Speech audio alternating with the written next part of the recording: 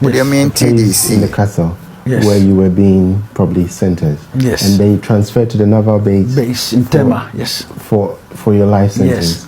What happened from there? Well, like I said at the other time, it was an indefinite detention. Okay.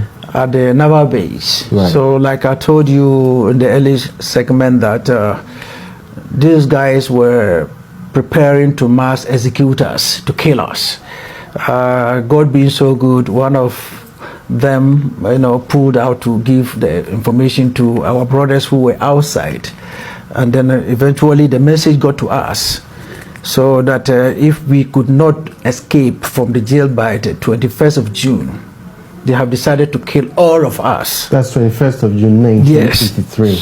So we started really planning. So it's like all of us who had been detained managed to get the information that if we did not do something to get out of the jail, Rawlings and his administration were going to kill all of us.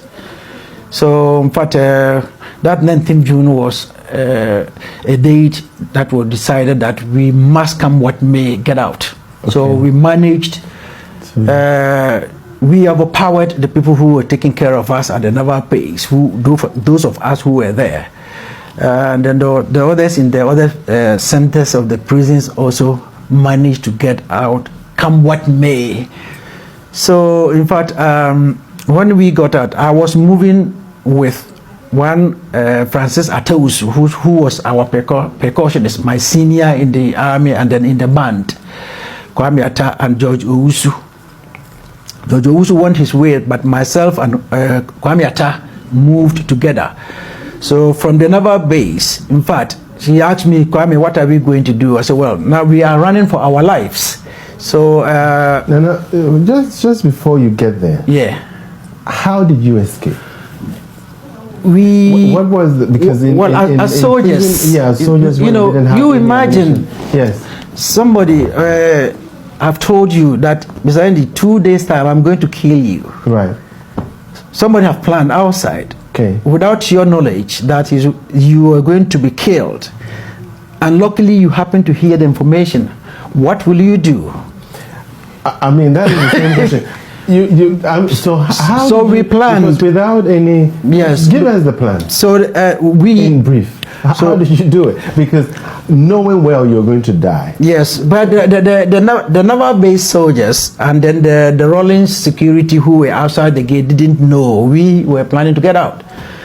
So on a Sunday about 9 o'clock, because every morning they come to open the gate for. So when they came, as soldiers, we did what we had to do, overpowered the provost who were in charge of us, took the keys, because he opens the guard room for us to, because we ease ourselves, we urinate and go to toilet in the bin inside there.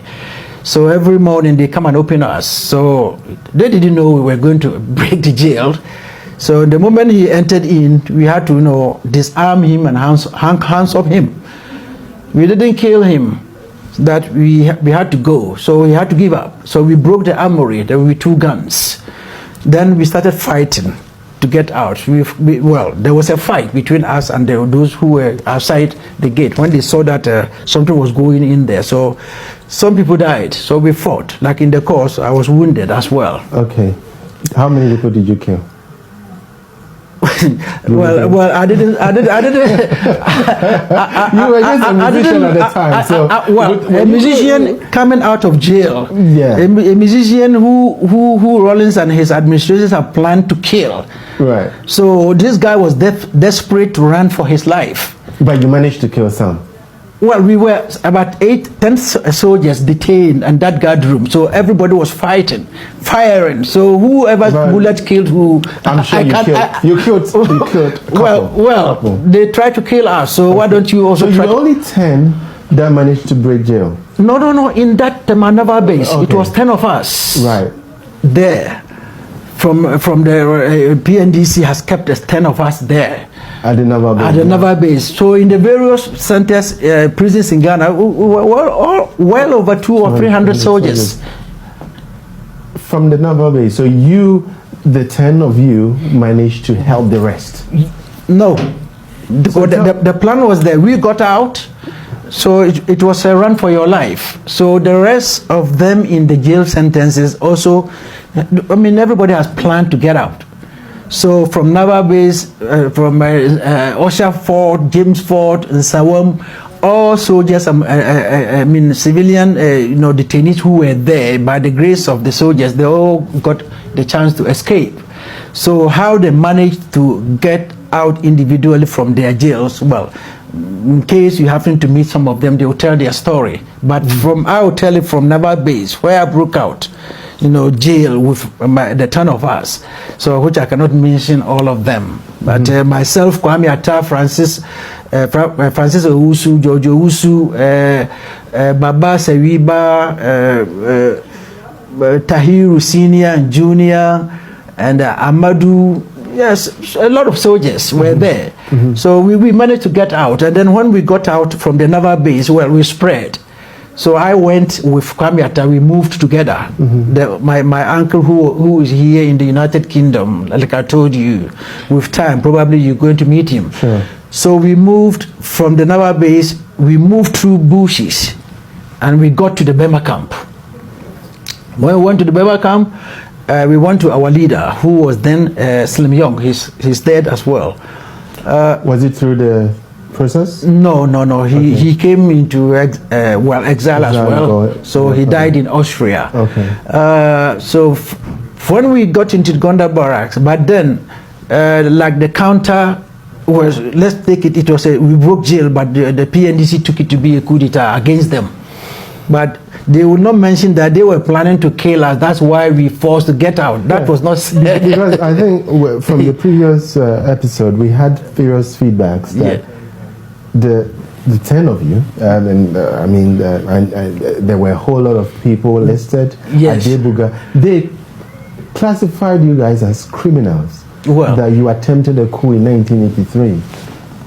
Okay, we are just making us aware that is a... No. We were not criminals. Like I told you from the beginning, I'm a musician, but I'm a soldier. Lance Corporal Debuga, who I know is the architect that PNDC used to recruit everybody that took part in the Recce Regiment. Because it's true at Debuga that I got to know something was going to happen.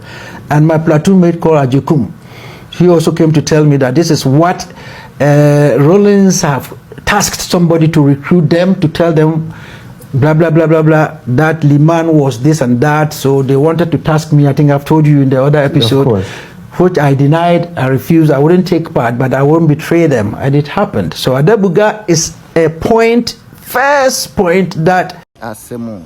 Well, Aroho papa Aroho. But me de per 2 bebremo 2% me de per 2 brewa na all comment was say why na be very okay.